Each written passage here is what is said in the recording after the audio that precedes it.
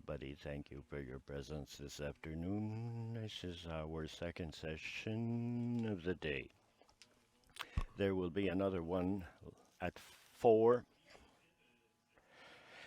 This session will be dedicated to the Help to Die. We have two speakers, regular members, who will tell you, will entertain you for about a half an hour. Then you will have students who will speak. So there's about 25 minutes of presentation and 5 minutes of interaction. I also ask people online to ask their questions that I may relay it to the speakers. Without further ado, I will ask Melissa Henry, who teaches at McGill University and will tell us about medical assistance in dying, a scoping review on the concept of suffering.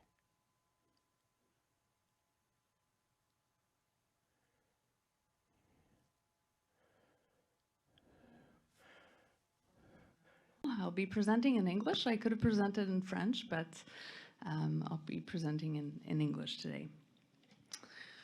So today I'll be presenting some work that we did over many years now on a scoping review on the concept of suffering and how it's covered in the scientific literature and on the gray literature.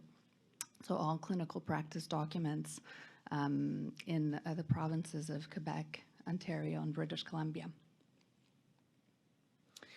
So there are no conflicts of interest to declare, but of course this is a contentious topic, and so we try to stay neutral in our assessment of the literature and in my practice as well as a psychologist at the Jewish General Hospital.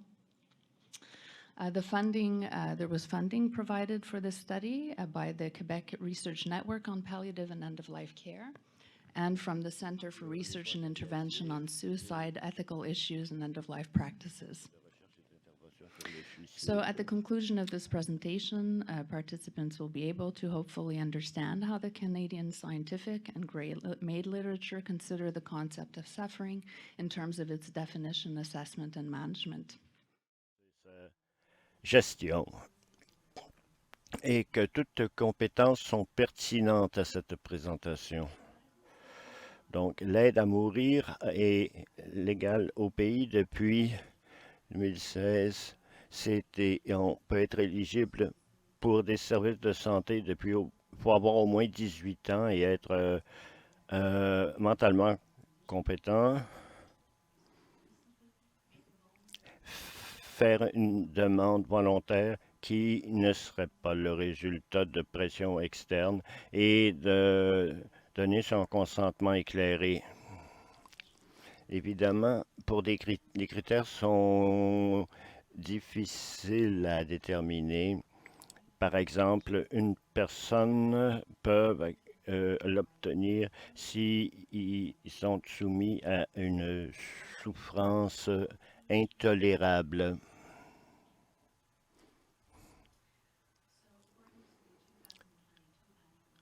Selon le rapport 2022, la plupart des demandes combinent diverses considérations de souffrance psychologique, existentielle et sociale.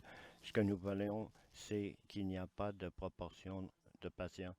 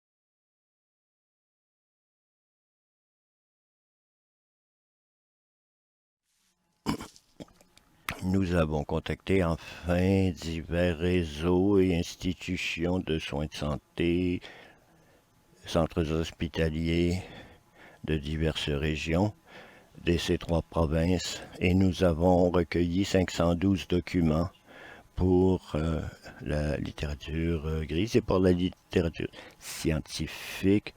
Il y avait 570 points. Nous avons utilisé une méthodologie in vivo.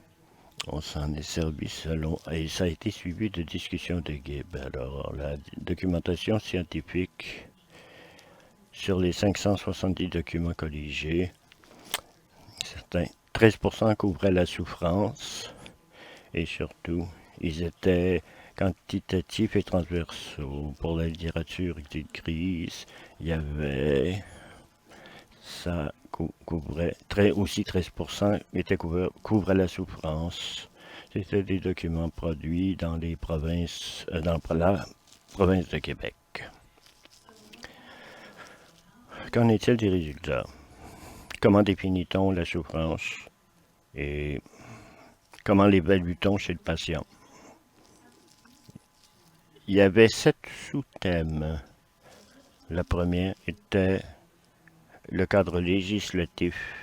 La Cour suprême avait statué, donné une définition de la souffrance. Et cette définition a été critiquée par la documentation, par les publications scientifiques.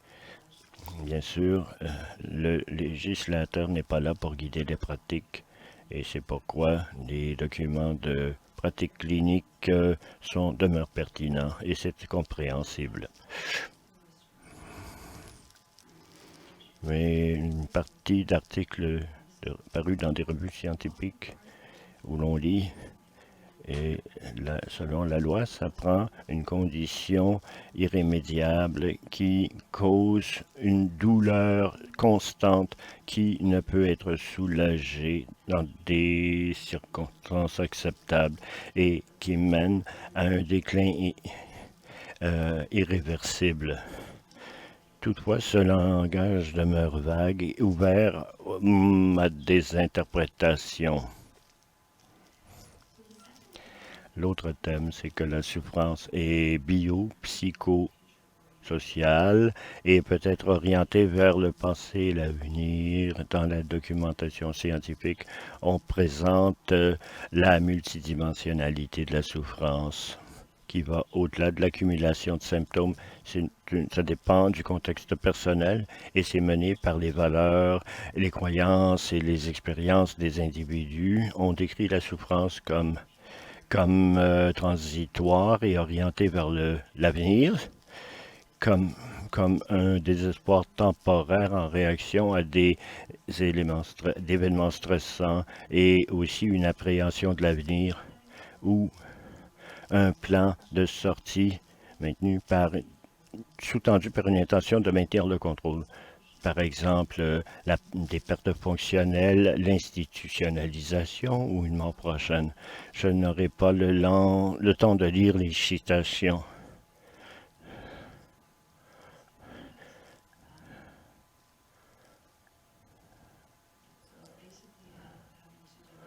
Mais ça a à voir avec une peur que la douleur s'accentue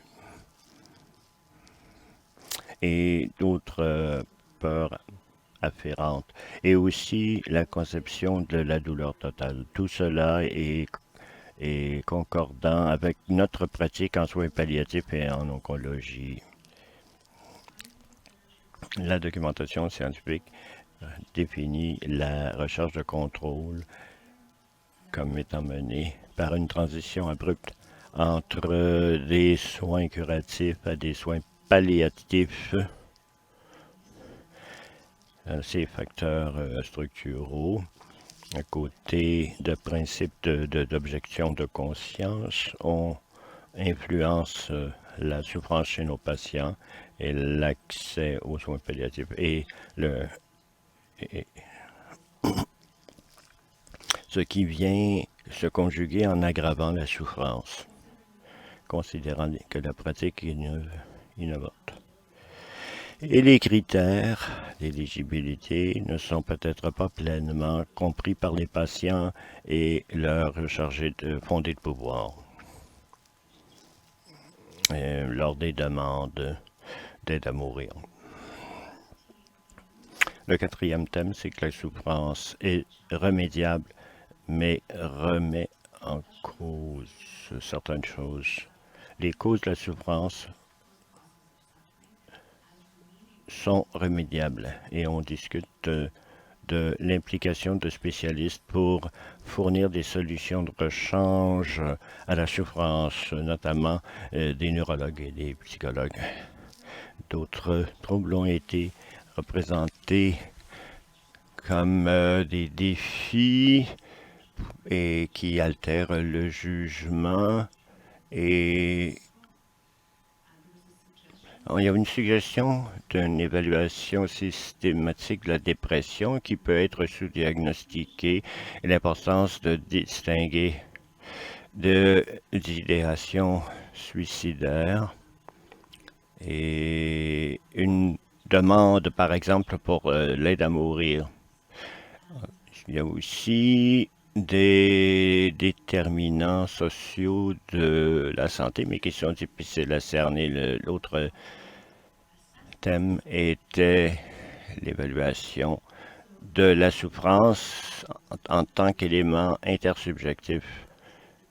Ça dépend donc du point de vue de l'expertise des experts dans l'interprétation de la souffrance du patient. Alors, il y avait eu beaucoup de discussions quant à l'importance de faire un retour sur soi dans la pratique et de suspendre son jugement afin de mieux comprendre la souffrance de l'autre.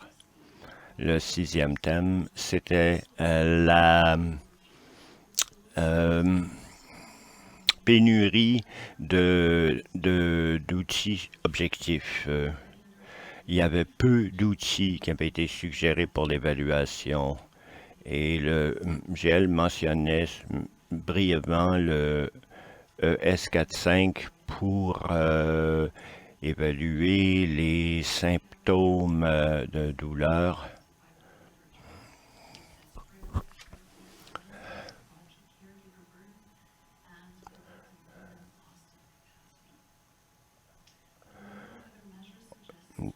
Aussi bon des indicateurs fonctionnels. Il n'y avait pas d'autres mesures qui étaient suggérées pour évaluer la souffrance ou la douleur dans le G1 et le GSI. Et les études ont mis en lumière le besoin des cliniciens pour avoir des modèles standardisés.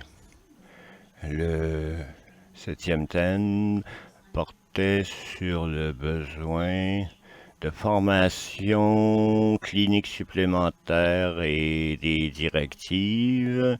On recommandait notamment le besoin pour des modules de formation fondés sur des données probantes. Et dans la littérature dite grise, il y a des modules de formation offerts aux cliniciens et à travers des associations professionnelles privées et qui présentent donc un survol des pratiques, mais le matériau qui pourrait être disponible pour la formation est assez restreint, surtout pour évaluer la souffrance des patients. Maintenant, l'Université de Toronto a développé un programme qui est plus méthodique pour traiter de ces questions, notamment de la question de la souffrance. Quelles sont les interventions proposées? Bon, il y avait deux thèmes. La première est multimodale.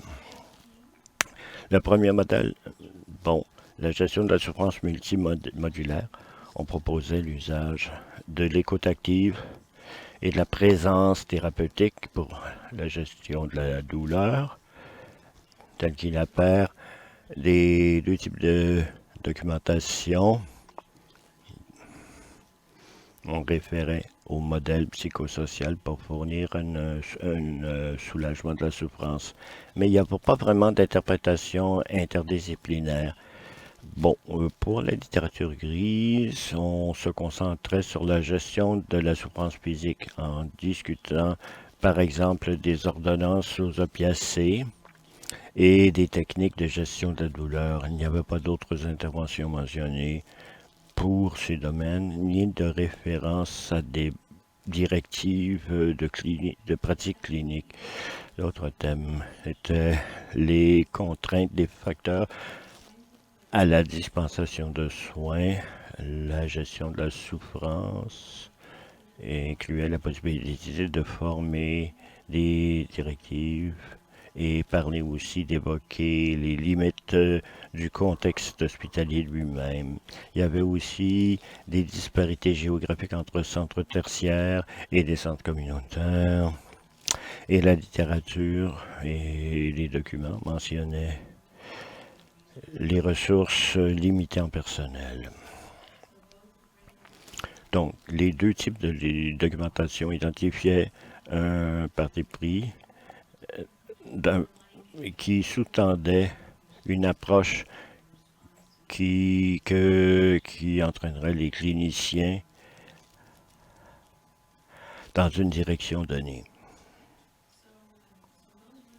C'était là les résultats. Pour ce qui est des limites de l'étude, c'était la premier examen scoping sur le sujet, mais qui se limite à des documents traitant de mesures cliniques, et ça ne fait pas état non plus des méthodes effectives.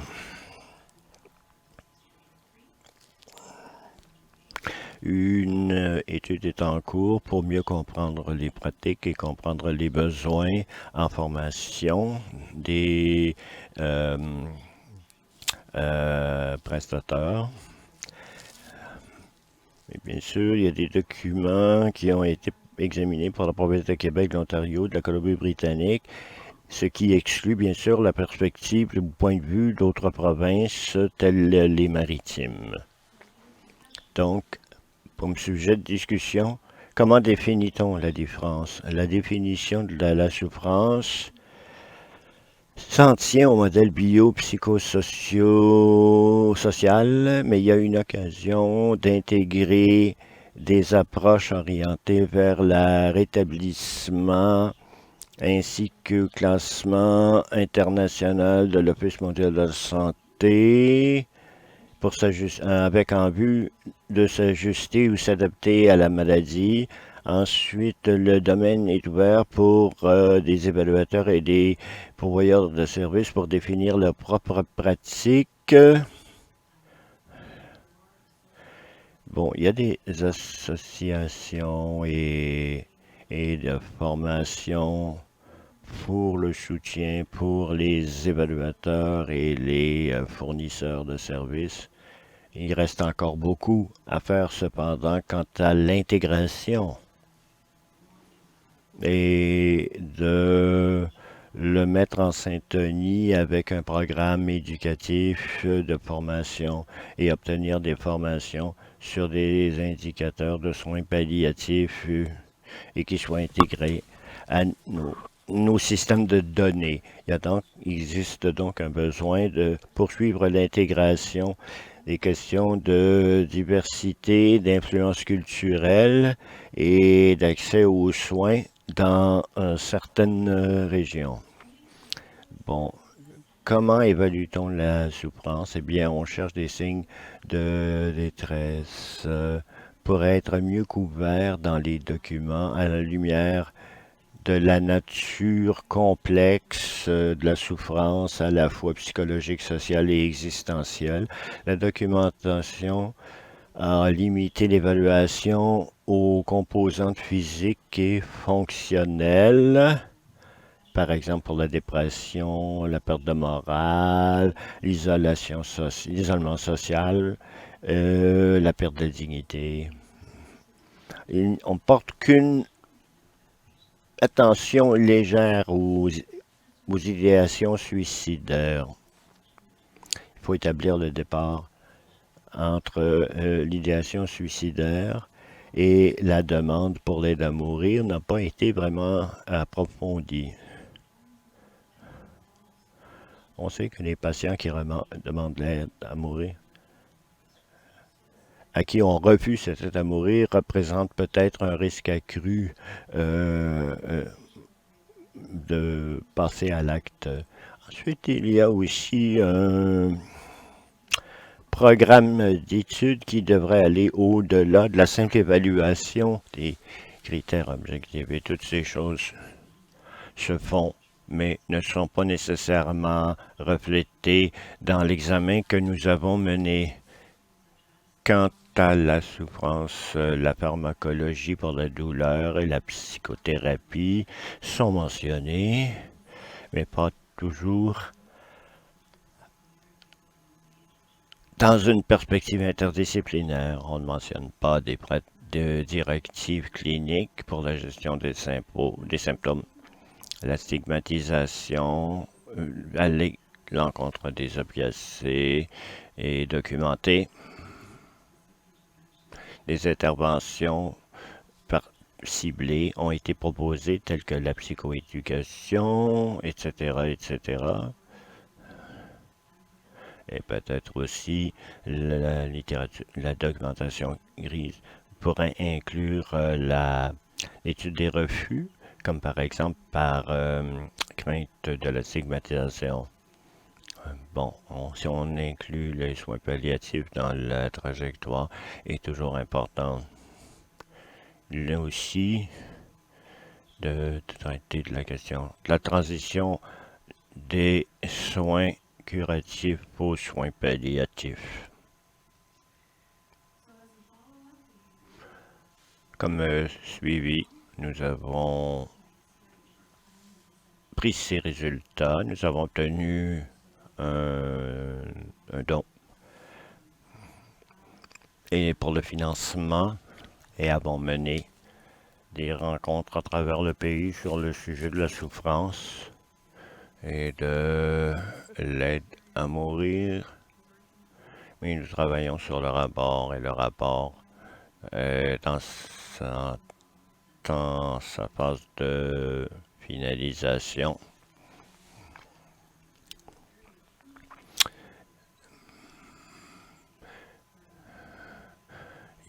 Nous avons travaillé avec beaucoup d'organisations, l'Association médicale canadienne et bien d'autres qui représentent tous les domaines de la physiothérapie, de l'ergothérapie, des soins psychologiques, psychiatriques, spirituels, et ici la communauté des gens qui travaillent en soins palliatifs, et ainsi que les principaux pourvoyeurs. Ça s'est pas si bien passé, de manière surprenante, et un rapport qui sortira bientôt dessus avec différentes propositions. Nous menons également un sondage des pratiques et des besoins financé aussi par le RQSPAL, la SPAL et la CAMAP et la crise et avec l'Université de Toronto qui s'est impliqué à fond dans la recherche. Nous vous remercions et nous voudrions que les gens soient intègres et un sentiment de plénitude et on veut traiter de l'ensemble des soins et de tous les aspects des soins. Merci. Il va avoir les questions, puis après ça, je prends le prochain panneau. Prendre des questions, vous pouvez les poser en anglais ou en français comme vous le voulez. J'ai pas de questions présentement en ligne, mais j'invite les gens en ligne aussi à poser des questions ou l'écrire. Je vais la partager avec notre conférencière. Donc, est-ce qu'il y a des questions? Pour les personnes à l'intérieur, il y a 2 micros là, à chaque côté. Oui, Bruno. Un peu d'exercice.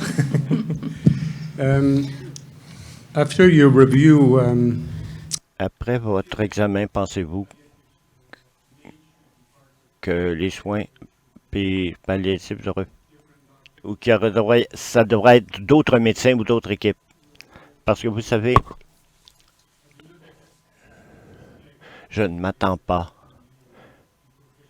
que, que, que l'aide à mourir inclut toujours des gens qui sont des experts en soins palliatifs. Et n'est-ce pas, c'est la différence entre le fait que l'aide à mourir est une intervention alors que les soins palliatifs, bon, ça relève d'une autre catégorie. Alors, c'est une question qui pourrait soulever des points litigieux. Il y a bien des façons de l'envisager. Il y a des institutions où le soin palliatif, c'est mieux intégré. Je crois qu'il y a un endroit pour les soins palliatifs dans le contexte de l'aide à mourir, la souffrance étant la souffrance. Et beaucoup de pratiques fondées sur des données probantes pour traiter divers problèmes et ils doivent être absolument intégrés. Ce serait là ma réponse. Il y a beaucoup de points communs entre praticiens de soins palliatifs et praticiens de l'aide à mourir. Moi, je pense que nous voulons tous travailler dans un but semblable, dans le meilleur des cas.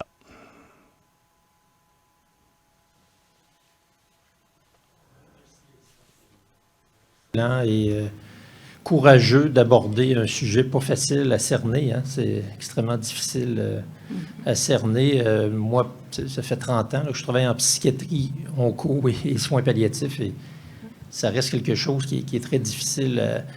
Et ce que je me rends compte, en fait, entre autres pour l'évaluation de la souffrance, là, pour l'aide médicale à mourir, c'est que de toute façon, on prend tout simplement at its face value ce que le patient dit, tout simplement. Et ça ne va pas plus loin que ça. Je me rappelle un cas récemment avec une dame, 80 environ, qui avait une maladie bénigne, qui était bien, qui était très agréable, aucun trouble anxieux, aucun trouble d'adaptation, mais qui disait qu'éventuellement, elle ne voulait pas faire d'autres complications. On faisait des diverticulites pour que ça nuise à ses enfants. Donc, elle voulait. Puis évidemment, le médecin qui est venu évaluer pour l'aide médicale à mourir a dit une souffrance intolérable, donc qualifie très bien pour. Alors, si on voit ça, on voit autre chose. Alors, c'est très subjectif, mais tu penses qu'on va pouvoir en arriver à autre chose, un peu, avec ta revue de la littérature, à autre chose que ça? Parce qu'en pratique, moi, c'est ce que j'observe à tout le monde. Et dans le quotidien, j'ai vu beaucoup. Évidemment, il y a de la souffrance extrêmement importante, presque de la souffrance liquide, comme on dit, tellement c'est fort.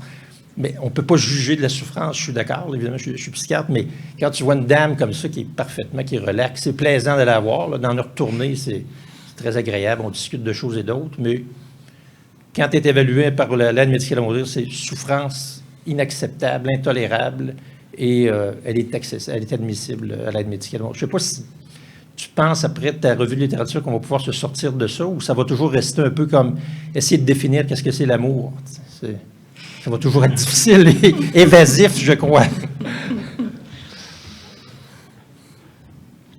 C'est une bonne question aussi.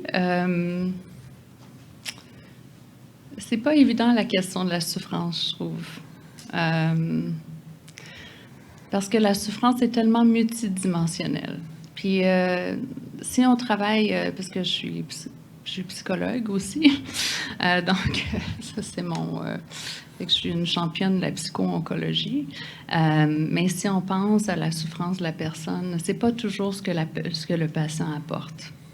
Puis quand on ouvre la boîte, puis on a aussi les outils pour le faire, on découvre qu'il y a toutes sortes de différentes nuances, de différents niveaux de la douleur dans le contexte de la personne, puis de son contexte de vie, puis d'histoire de vie.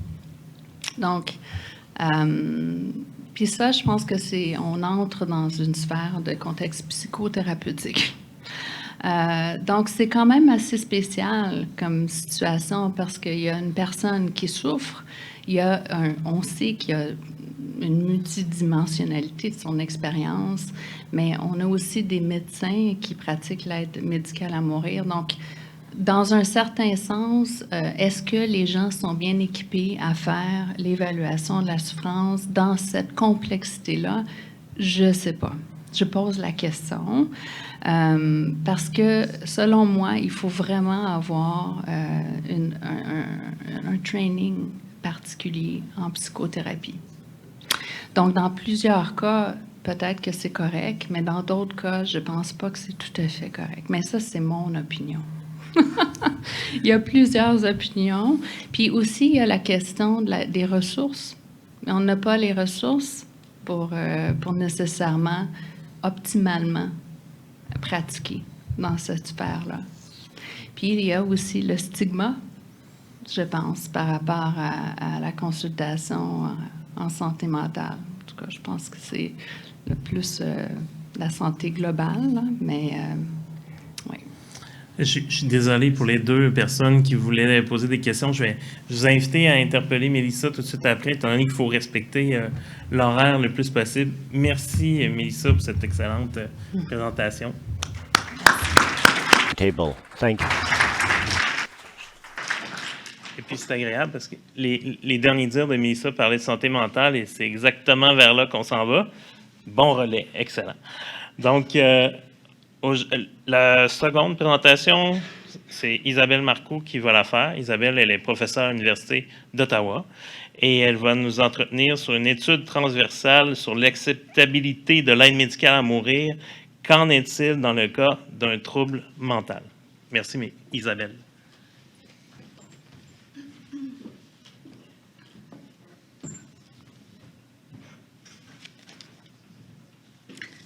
Alors, merci François. Est-ce que vous m'entendez bien? Ça va? OK.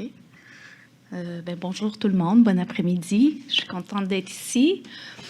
D'autant plus que cette présentation, c'est une présentation que je devais faire au Congrès ici il y a 2 ans.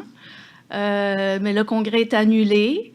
Et quand il y a eu un nouvel appel à communication, je me suis dit, ça reste vraiment d'actualité encore après 2 ans, sinon plus. Alors, ça me fait plaisir d'être ici pour vous parler d'un projet de recherche sur lequel j'ai travaillé avec quelques étudiantes qui m'ont aidé dans ce petit projet. Donc, c'est en même temps en toute humilité que je suis ici pour vous présenter les résultats de cette étude. C'est plus l'idée d'amorcer ou d'aborder une réflexion, une vision peut-être un peu différente là, du sujet.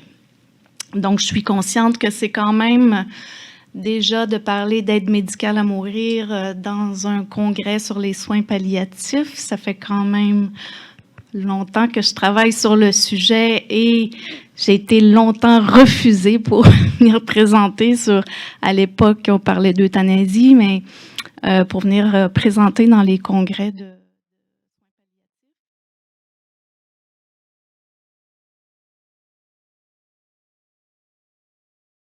It's been a subject that and called me and that I found important.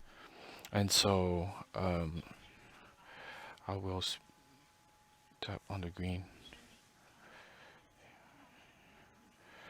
I have no affiliation with any company of non-VMO. And so my objective of learning objectives in this presentation is that at the end of this presentation, the people that are watching will be able to tell the difference between incurable illness and a mental trouble, that are two different things, and find the explanative factors of these subjects. And so I went to change my presentation to add this this slide to my presentation, because I always wanted to make sure we spoke the same language. And I assume that most of you guys are from Quebec or Canada, and I assume you guys know what medical aid in death is, but I assume there's other cities and countries too that might not know. So I'm going to clarify the terms that we have in Canada. And so here are the distinction. In Quebec, medical aid in death, there's only one type of it, which is defined as a care of medication and substances to help people at the end of life. And there's a line underlining at the end of life, at the ask of this person to soften the pain of its illness at the end of her life. Where in Canada, it talks about injecting a substance that will help produce the death in of the patient, which is euthanasia, and the second one is giving medication to create the death. So just to put you guys in context, here are to justify the interest of this little project. So we had a law changes or bill changes of legalization of the MAID, of medical aid in death, and it's been a legal law for the past few years. The MAID has been a practice that has been framed by this new law that has been put in vigor in 2015 and 2014, and so this helped to modify the criminal code to allow the MAID to be a practice in Canada.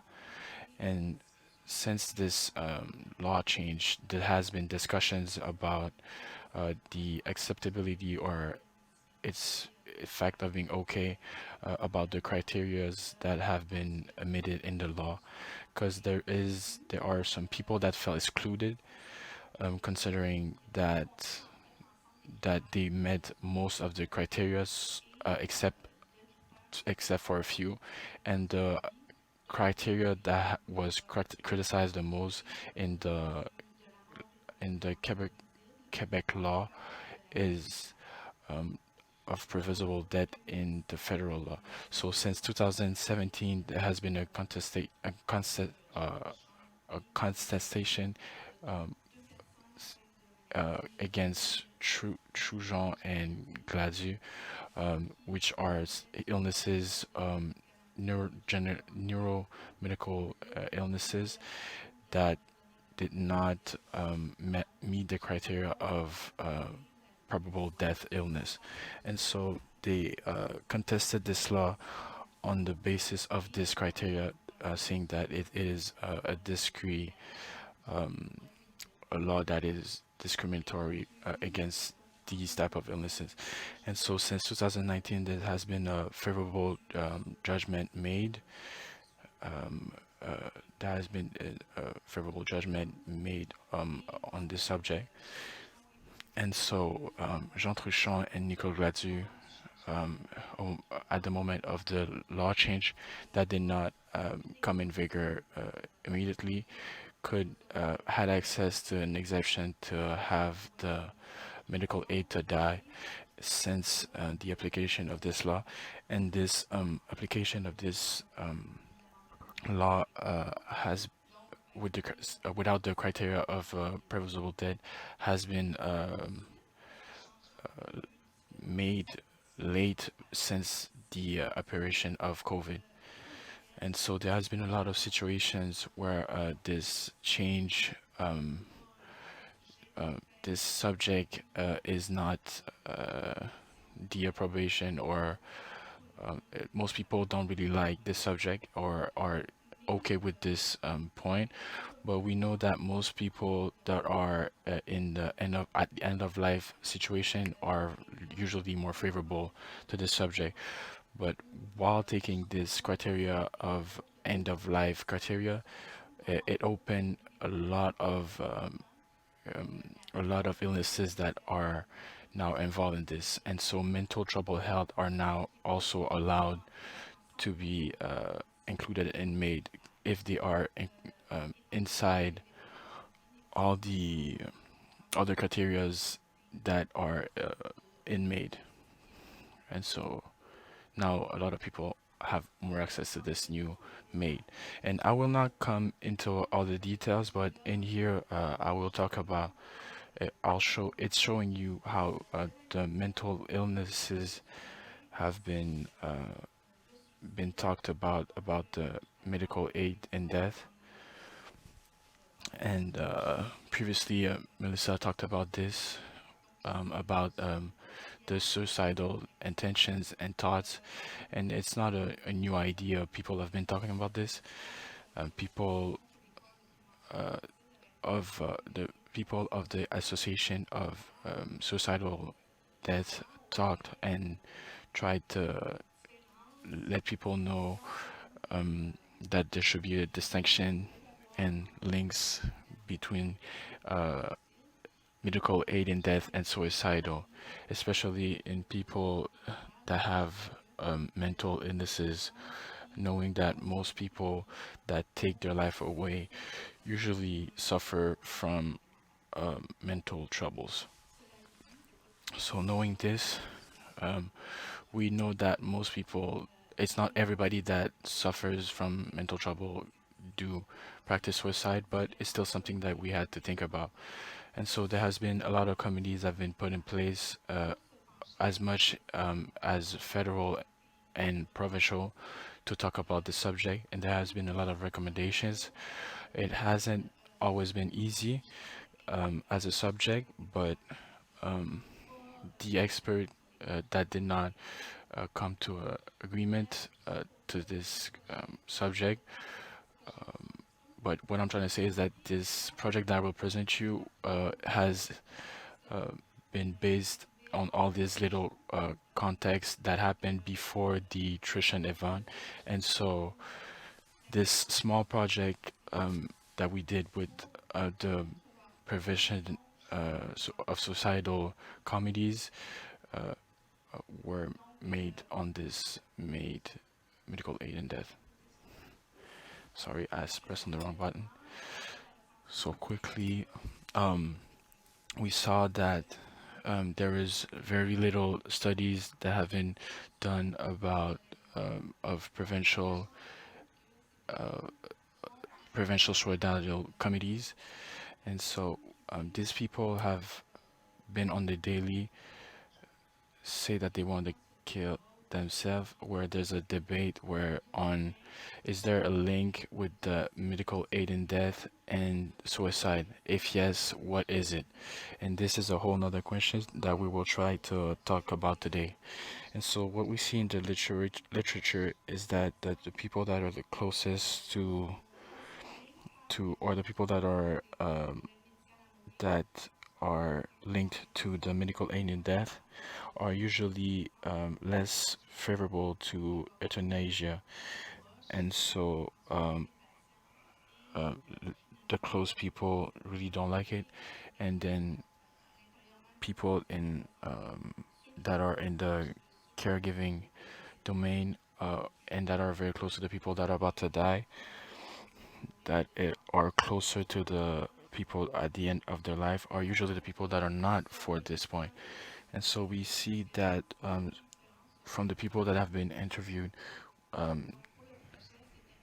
So for this project, what we have to keep in mind is that we have to formulate the question properly, because there is a lot of confusion in the population, especially even on in the medical care domain, or people that work in the medical care. And so we had to make questions that were properly neutral, and it's pretty hard to do, especially in these studies. And so the objective of this presentation is not only on this search project, but also on examining the behaviors towards medical aid in death, and the incurable illnesses. And so we made a transversal study where the participants were people that worked in prevention centers in Quebec, and all the prevention centers have been targeted. And how we chose these participants were made by a list of distribution of people who received the training to be part of a prevention places, and so there was about 300 participants that were solicited, and we also took people by putting boards about the subject, and that was displayed or published online. And so let me show you the small images that we put out. The question where somebody that is in an incurable death situation asks a doctor to lessen his suffering by causing death in his case. And so it's easier to formulate it that way without saying medical aid in death or using the word euthanasia. And so we had a grading system saying, is it acceptable, not acceptable, somewhat acceptable, and etc., etc. And so we did this formulation by just changing the situation of the patient. And these are the results that we found. So in general, the blue answers are the answers about incurable illnesses, and the red is about mental troubles or suicidal point. And so we saw that most people are against, or that is not acceptable to cause death in a situation where there's mental health problems. And so when we make a distinction between acceptable and unacceptable, we see that most people find it not acceptable that people that have mental troubles could get access to medical aid in death. So what we did here, we looked at the people that keep the same behavior or the same opinion when people have terminal illnesses and mental trouble. And so that's how we separated all of the. We saw that the people that change depending on the condition of the patient, so acceptable in terminally illnesses and mental troubles, is considered to be the biggest proportion of this graph, and following by the people that find that these two conditions are unacceptable, and 7% are considered them that both of them are acceptable. And so this is where we checked to see what factor could be linked to this change in opinion. And so what we saw, or what came out of it, is by checking in many aspects, social demographical aspects, we saw that there was no linkage between social demographical aspects where influenced the answers. But the main factor we saw is how the people that filled the survey were involved or in a circle of the people that had to think about medical aid. So it's more about if you're involved in this world or not, that helps you answer in a different way. So the answer was that, do you think that we can lessen the pain of the people that ask to lesser the sufferance and medical aid in death? And so the people that said yes, that often at all the times we can change, we can soften the pain or suffering of saying that point. These people were the people that chose to not change their opinions no matter what the opinion was. And so the people that thought that we can't change or modify the suffering of the people at the end of the life, or that we can't alleviate their pain, they used to be more frequently open to changing opinions on accessing or not uh, accessing or not medical aid in death, but never in the mental illness part.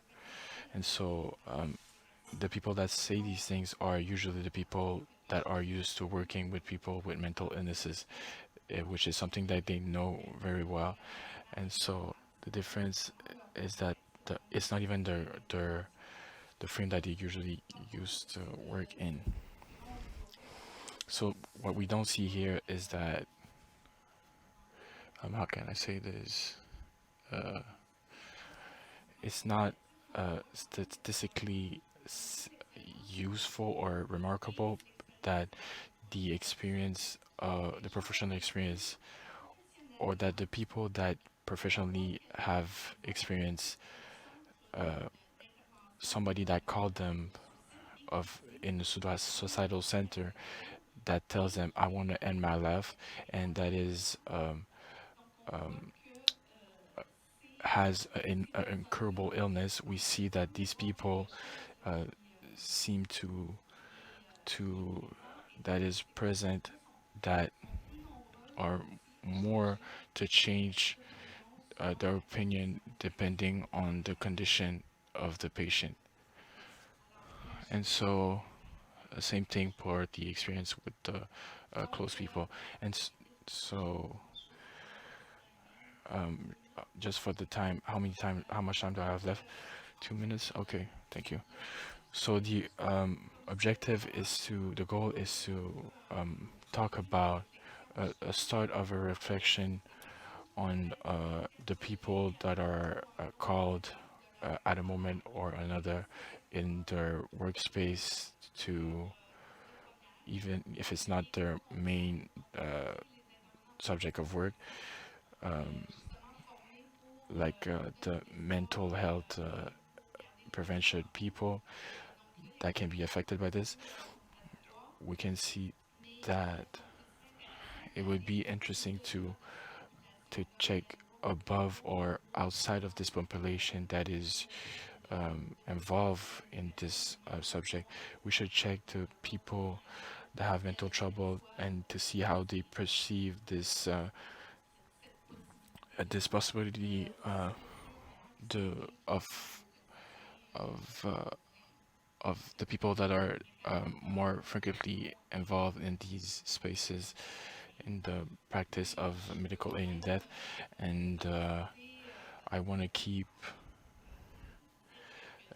saying that this project, the main objective is not to measure this what I just talked about, but it's more to see the different type of situations and conditions. But it's still interesting to see how most people in this condition that it is in the mental trouble, how people find this unacceptable to aid in the death, medically aid somebody in death once they're affected by mental illnesses. And so the last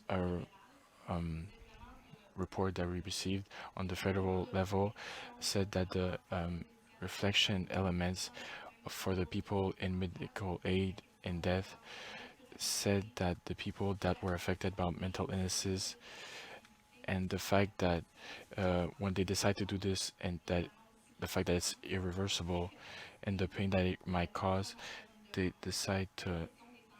usually say, yeah, they from. So that's it. I want to thank two people that worked in the association of suicidal prevention that helped us have access to the list of participants that we chose. And I want to thank the participants, the directors, and my assistant that helped me, and also the financing of the health faculty.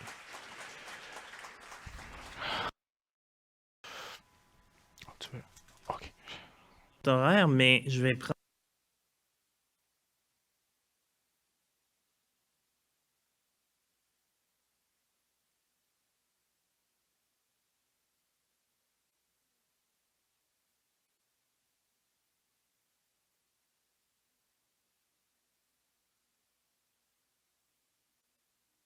Taken into account the suffering of people having mental disorder. Now, if it's an incurable condition, it's always the same thing. How to assess the suffering. It's not because one has a mental disorder that one suffers less. Can that not be taken into account in medical assistance? I don't know how to express myself. I don't know if you get what I mean. Yes, of course I do. I can understand your concern, and it brings about the idea that with the presentation that was made beforehand on the issue of suffering, namely, how do we assess someone else's suffering in mental health? It's an element which is very difficult, and who are we to evaluate someone else's suffering? Yes, of course.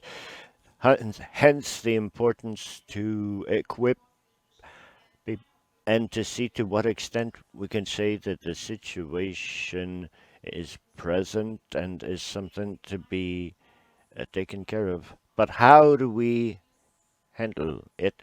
That's where the the thinking should be directed. Thank you. I would invite people who want to ask questions to Isabelle that she will be here during the pause. So we will go with student presentations. We like our students over here. And you might walk over here. I will introduce. I mean, we have 10-minute presentation. There will not be question periods. But then again, I would invite you to go and accost the people. Now, our first speaker is Catherine Perron. Have you filed? Okay, she finished her PhD. I believe it was with Maria Boutillier and Eric Classé at the Faculty of Biomedical of the University of Montreal. And today her presentation will deal on mixed research on interdisciplinary help group to assisted medical aid to die and an analysis of the most promising practices. Now, do people here know what a GIS is? All right, but for those who are not familiar, these are called Interdisciplinary Support Group, ISGs, GIS in French. Now, their mandate in each establishment, they were there to support the directors of and also the caregivers in the practices for a medically assisted aid to die. Now, these interdisciplinary groups develop differently, and my mandate was to identify the practices and to highlight maybe the most promising of those. Now, I do not have any conflict of interest, but at the end of my presentation, I would like you to be able to identify the more promising practices and the challenges of the different interdisciplinary groups throughout Quebec. Now, competencies, leadership, and so on. Now, this is the methodology. This project was funded by the Department of Health and Social Services. And this was an ongoing research in 2021. I sent an online mixed questionnaire and I could reach 341 people who are involved in medically assisted aid to dying. And we have questioned them on their knowledge on the interdisciplinary groups. And in phase two, in semi-directed interviews, met 159 people, and to go deeper, and then I would meet the IGS's coordinators.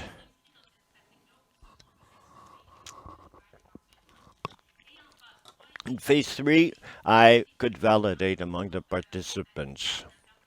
And with the coordinators, all the data that came out from research to identify this or that as a promising practice.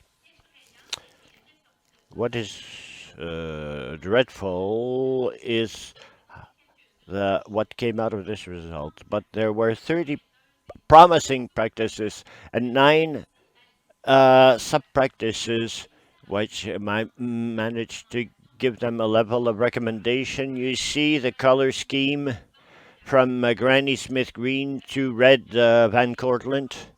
So, according to the approval of the participants to the practice, you see there's only one in the red, and it is of that of the centralization of all interdisciplinary groups into one single one. As you can find in Belgium or the Netherlands, another structure coordinating all these requests for medically assisted ed. Now, the participants here were opposed to it because there was a loss of proximity. Among the practices, I would direct you to peruse, is that these groups, the champion in this regard is the direction of professional services where you'll find physicians. When the IGS got a foot within the physicians, it was easier to get them involved, and it's easier to communicate the information from the Department of Health to all the other echelons. Also to involve an attorney in the interdisciplinary group, but there was no members of the complaints department, but the participants mentioned how hard it was to respond to medical legal issues. So there is a dearth of attorneys, but it is something to be taken into account eventually. The same to integrate members of the community, such as palliative care institutions, is to be contemplated to develop the required resources for the IGs be able to perform their mandate. So this is a reminder to the Department of Health here. It's interesting because the IGS I mean, interdisciplinarity is part and parcel of their mandates, but the participants tell us that all of this relies on the shoulders of physicians. I mean, if something happens, it's so the idea of interdisciplinarity and its applicability is more complex than the intent we initially had for it. Finally, the last practice I would present, and for that I will show you the next slide. Oh, I tried to illustrate all the structures to which the IGSs could turn to, and you see the connections. As you could see in left, you have the 3 community practices found in Quebec and in Canada. On the top, you have the Commission pour les Soins de Sainte-Vie and the College of Physicians, and the third one. And these bodies were shown as a 3-headed hydra. So the participants told us that there is no centralized structure where one can find a single information which would be consistent. Even if the IGS don't want to centralize, they need a structure where sound information could be found. As you said, I'm doing a PhD in ethics and I'm working from values, and I managed to distribute the IGS's. We would like their practices to be able to move from one to the next, but I could stagger them on a continuum of IGS. In the left, you have those who are into the responsibilization of team. That is, they have a hands-off approach. If it's up to the physicians to find another physician to get involved in the process. So they are receding, whereas at the right you have groups that take the medical help to die on their own shoulders. Now the risk is that, of course, the field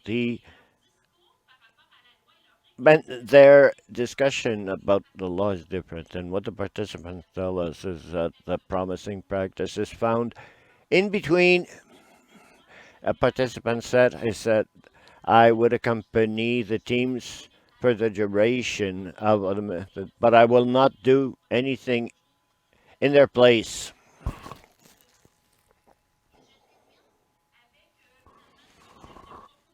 And I end up with a request for an ethical coordination of requests for medically assisted aid to die.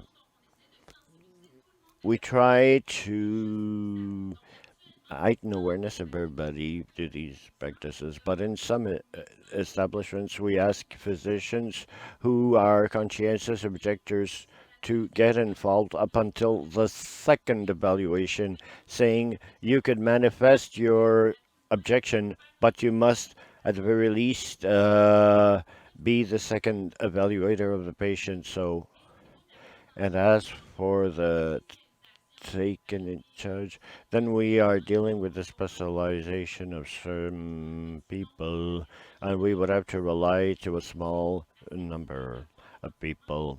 There are, of course, risks, for instance, in having clinics specializing in medically assisted death.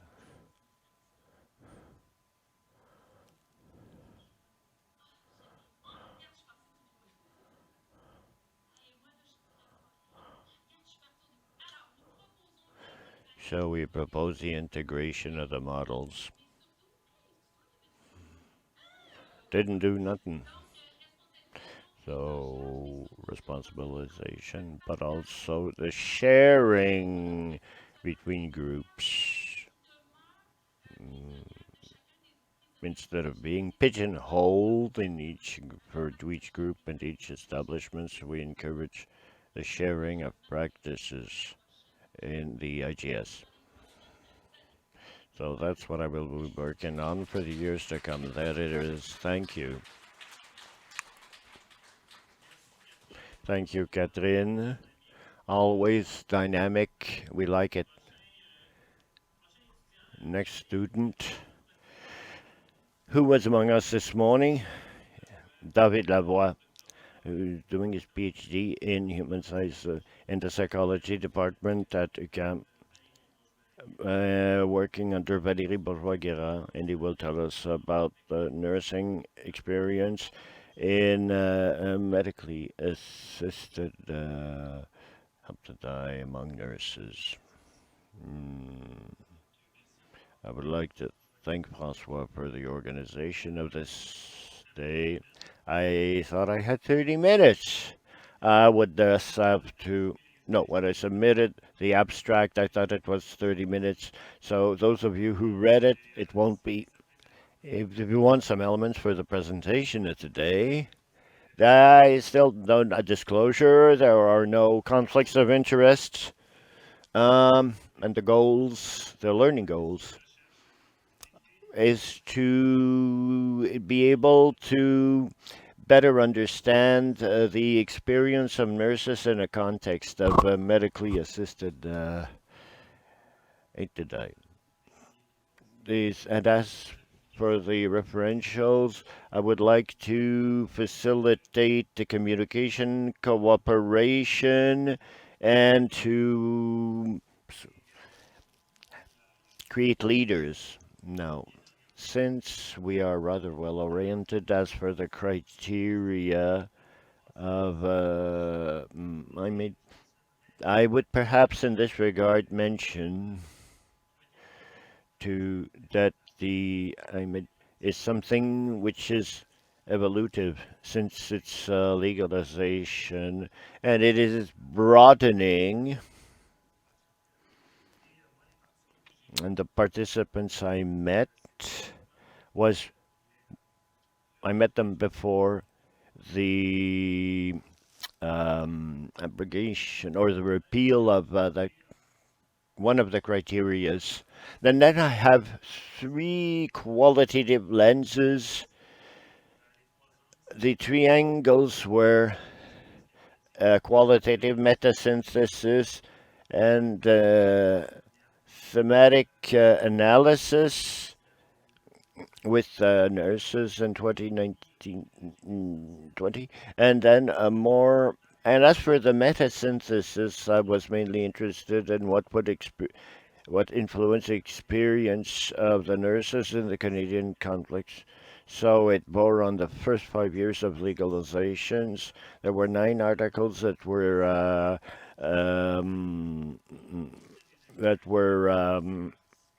analyzed, and also a handful of nurses who were willing to share their experience for the. And now for the phenomenology, I was interested in the experience of death and the limits and a way to transcend those limits. And the nurses would be volunteers.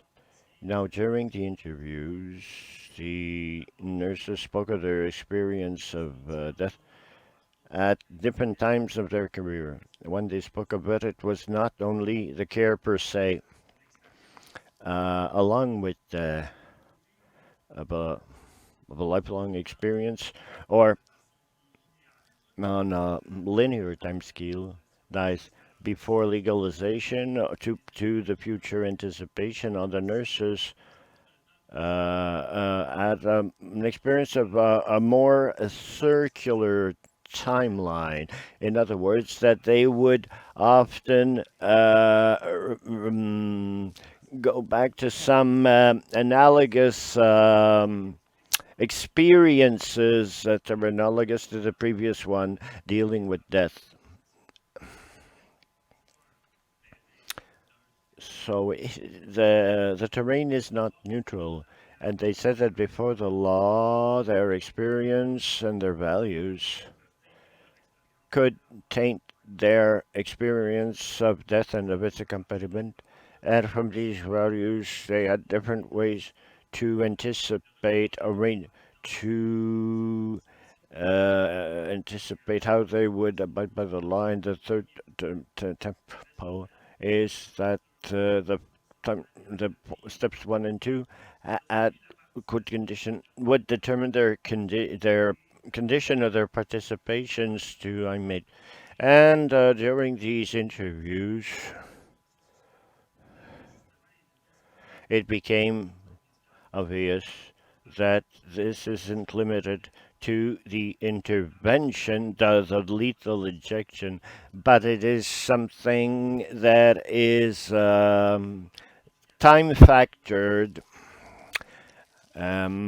With the choice of a person to die according to which method and so on, and in which setting. So at the conclusion of each cycle, the informants would reposition by having expectations that were influenced by their experiences that would sometimes modify their initial opinions. Each experience, each of each person one accompanies has a potential to change one's assessment of the participation to these type of assistance, but also the acceptance of the context. Since the legalization, it it could have an influence on future participations in clinical context.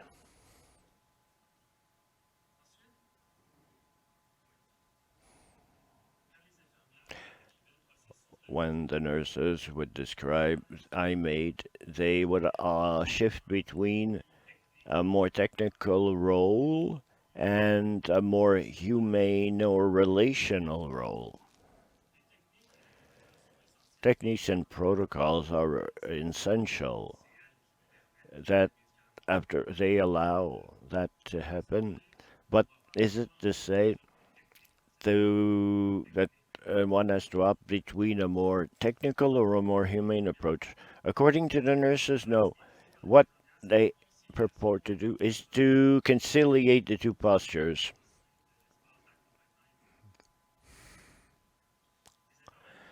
Nurses working in palliative care at home mentioned that it's by the relational space that the house affords that helps the technique to become more humanized. But for nurses working in hospitals, a humanization of space could also be affected at the hospital, perhaps by a different use of the material premises, maybe turning a room into something more friendlier, or by an, hos- an, an hospital stance that would be different, more like what one would find in a home, and where one would respect the other. We listen to the other and learn from that encounter. This stance is like a gift that nurses offer to the patients they visit, because to take care is always offering something. Moving on, when the context would not allow to adopt a humane position consistent with the nurses' values, that's where the nurses would feel the greater suffering, such as conflicts between their values, or maybe by being dumped into an unknown follow-up, or if there were to be medical complications. So, and from the meta synthesis, we could highlight it. We could see that the qualitative factors that would influence their comfort or their incomfort went way beyond the way to be pro or con. The temporal factor and individual factors such as values, or external factors such as a community, and in-house such as a professional environment, and the quality of the relationships and of interprofessional communications. As a summary, we don't see that in the setting, but what you find in the house are all these factors that I've just enumerated. So from the what the nurses said, I took the simile of the home to further the metaphor. So the temporality is represented by the steps, and which show the different steps followed by the nurses, and then the influencing factors are represented by the contents of the rooms in the house that might impact the visit of the patients, and on the threshold of the house it would represent the meeting of the other, and where nurses start to build their own experiential history according to the situation. These positions are an habitus, a way of being, and uh, for the nurses I met, these different habituses was to be available to truth, to offer one's empathy, and mainly to be present. And I would underscore that all the studies mentioned spoke of communication and the lack thereof in order to develop a better ethical responses. Thank you.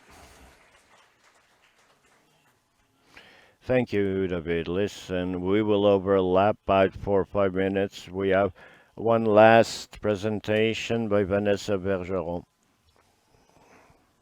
Et du groupe de co-développement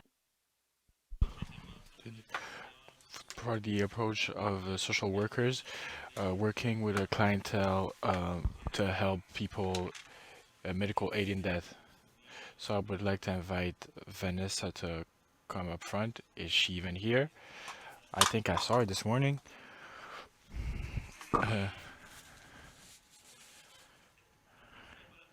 Vanessa's not there. Oh, I guess we're gonna end this right here.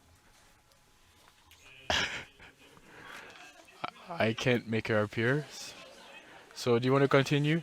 There's only 5 minutes left. Are there people?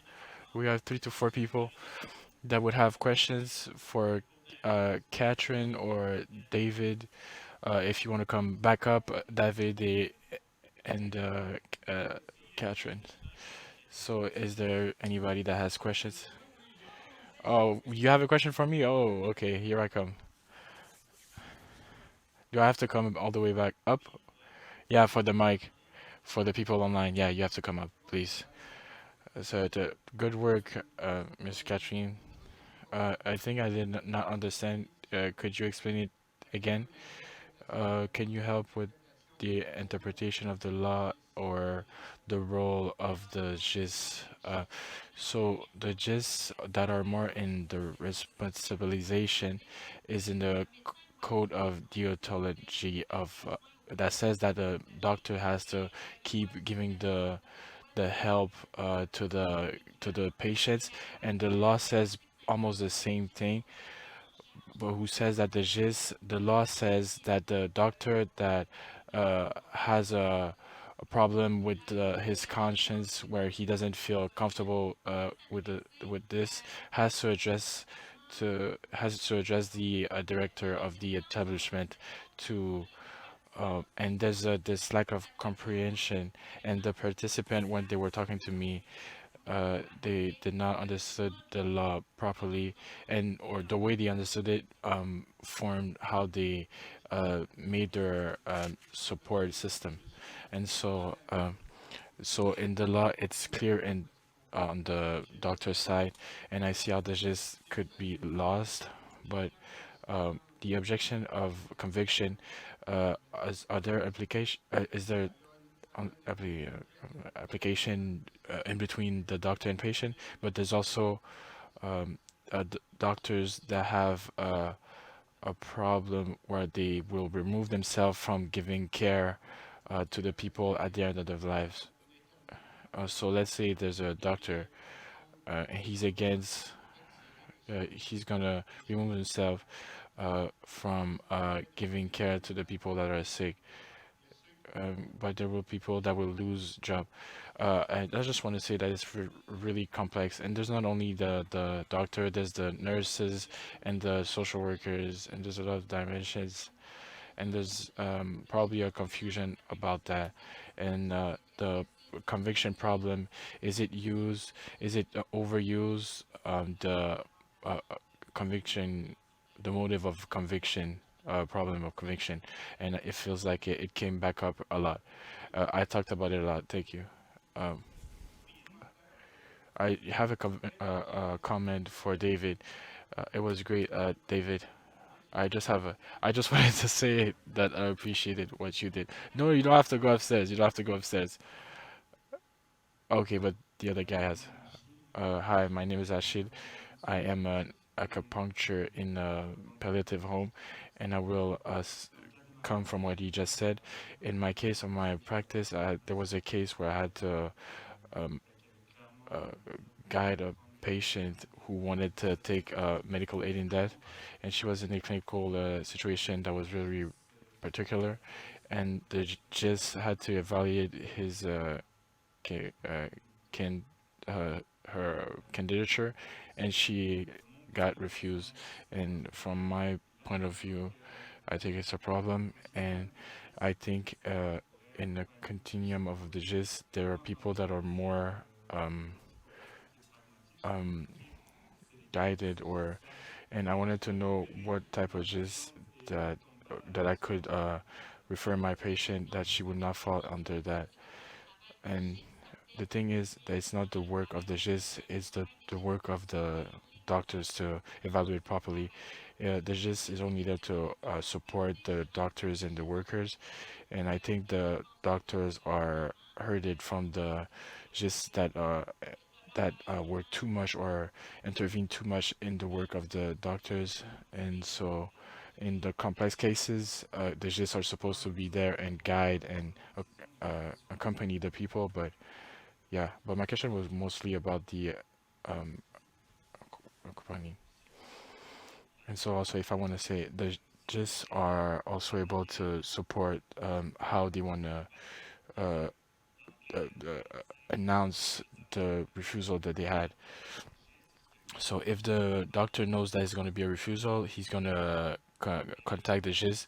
So the GIS can choose how he will pass on the message, and so he can try to uh, translate the message so that the message is not received with too much distress from the hand of the patient, and so he can see how he can redirect it, and they're here to support also on how to guide the patients afterwards. Thank you guys. We will see each other at 4. We will have other nice presentations. Thank you, thank you, thank you.